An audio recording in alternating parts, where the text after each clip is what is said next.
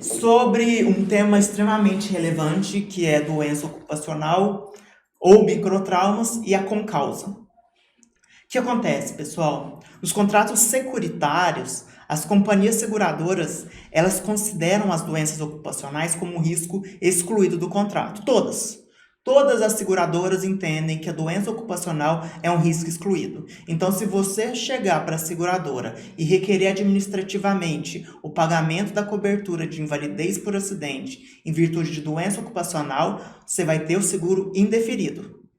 Entretanto, Dr. Valmer, o CDC, ele afasta as restrições ou as cláusulas limitativas da obrigação de indenizar, elas devem ser previamente estabelecidas, elas devem ser previamente conhecidas do consumidor. No caso, quem que é o consumidor? É aquela pessoa que está contratando o seguro.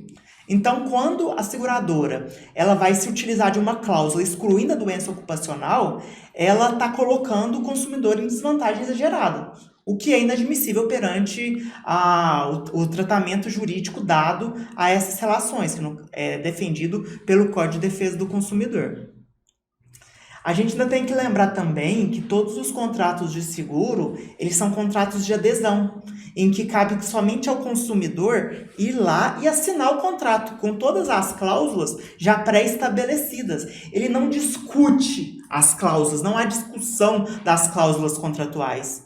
Mais um motivo para se afastar totalmente a argumentação da seguradora de que doença ocupacional não se enquadra no conceito de acidente e afasta totalmente o argumento de que doença ocupacional ela é um risco excluído do contrato.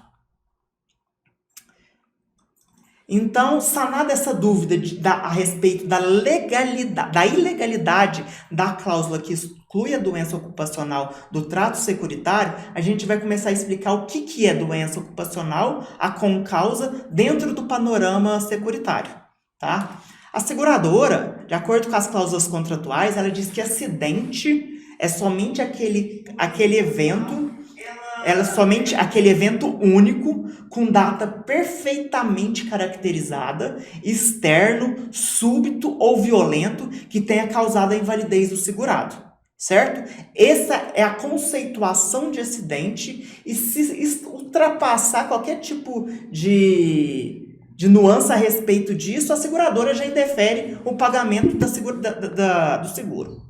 Então, a pessoa se torna inválida em virtude de acidente. Esse acidente tem que ser um evento único, com data perfeitamente caracterizada, externo, súbito ou violento.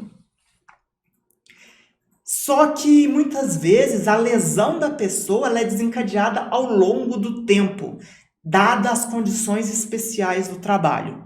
Então, um exemplo que a gente sempre se recorda é do militar. O militar, o Dr. Valmo sabe muito bem disso.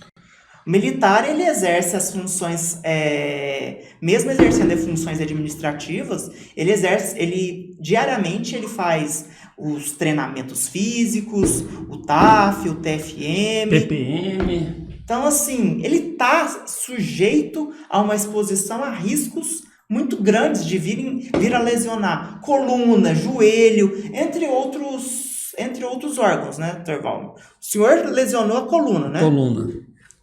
Principalmente o soldado que trabalha ali no PO, né, pelotão de obras, trabalha agachado, com má postura, pega peso, né? Outros trabalham no rancho, pegam muito peso também, descarrega caminhão de suprimento. É uma série de fatores que podem ir desencadear esses problemas aí de coluna, né? Joelho. Dr. Valmer, e a importância da gente mostrar isso por quê? É porque o STJ ele já tem entendimento já superado de que realmente a doença ocupacional ela se equipara a acidente para fins securitários. Eu vou até dar uma chamada de atenção aqui para um entendimento aqui já preceituado tanto no Tribunal de Justiça da F quanto no STJ. Vou dar uma lida para vocês entenderem, porque aqui dá um conceito, a gente precisa de entender os conceitos das expressões. O que é a doença ocupacional? A moléstia sofrida pelo autor, ela pode ser considerada acidente de trabalho, equiparando-se a microtrauma repetitivo. O STJ já decidiu que inclui-se no conceito de acidente laboral os chamados microtraumas, assim entendido, os males que se repetem no local do trabalho, provocando lesão da qual resulta incapacidade laborativa, como, por exemplo, o ruído que provoca redução ou perda da audição. Nesse caso específico, Dr. Valmer, é um julgamento agora de 2020, tá? Muito recente. E que a pessoa foi exposta a ruído incessante. Isso pode acontecer no exército também, né? Também nós temos um cliente aqui em Pameri, ele servia no esquadrão, ele era atirador de metralhadora. Uma metralhadora que fica em cima do canhão, ele era do esquadrão e ele veio perder a audição. E se ele não utiliza do IPI, se o exército não oferta para eles os EPIs necessários para a consecução do trabalho, ela vai sim ser responsabilizada pela doença ocupacional da pessoa que está trabalhando. Isso mesmo. Então, mais uma vez, deve-se considerar acidente de trabalho não somente um único evento danoso, mas também uma sequência de atos decorrentes da própria atividade laboral, que enseja o aparecimento de doenças provenientes do exercício da profissão.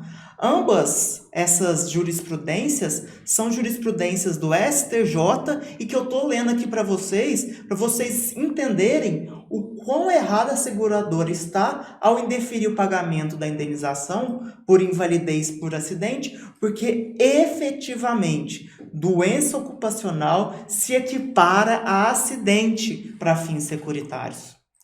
Tá, mas Dr. Valmer, e o que é a concausa que eu disse no começo?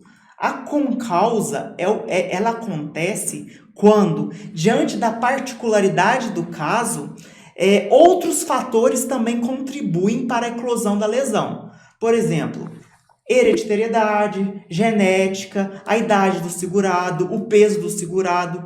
Entretanto, uma das causas dentro da ciência, dentro do estudo da ciência, é sim o trabalho exercido pelo militar ou pelo particular. Então, isso vai ser configurado com causa. Tá, Braulio, mas isso configura a doença ocupacional? Sim. Mesmo com causa, a gente consegue judicialmente enquadrá-la como microtrauma repetitivo e, consequentemente, enquadrá-la como acidente. Então, diante de um aspecto geral, a concausa, a concausa é a contribuição parcial para a eclosão da lesão. Então, ela contribui, mas existem outros fatores agravantes para lesionar, por exemplo, a coluna.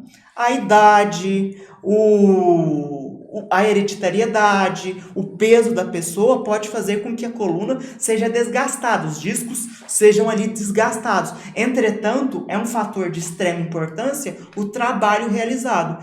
E se tratando, então, de concausa, a gente consegue enquadrá-la como doença ocupacional. Por exemplo, tem militar que, às vezes, se ele não tivesse ingressado nas Forças Armadas e sido submetido àquelas atividades de impacto, sobrecarga e peso, talvez ele nunca viria manifestar um quadro de hérnia de disco, protusão discal.